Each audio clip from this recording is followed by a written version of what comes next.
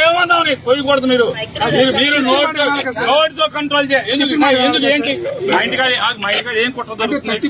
ఎవరిని నేను మాట్లాడినాం. మీ ఇష్టం వచ్చినట్టు చలా ఇద్దామంటే కుదరదు.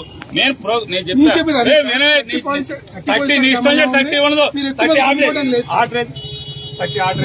ఆర్డర్ పట్టండి. నోటితో ఆర్డర్ కుదరదు. పట్టండి. మీ ఇష్టం చేయండి. మేము ఉంటాం. పంపించండి. ఎందుకు పంపించారు? ఎక్కడికి పోతున్నా?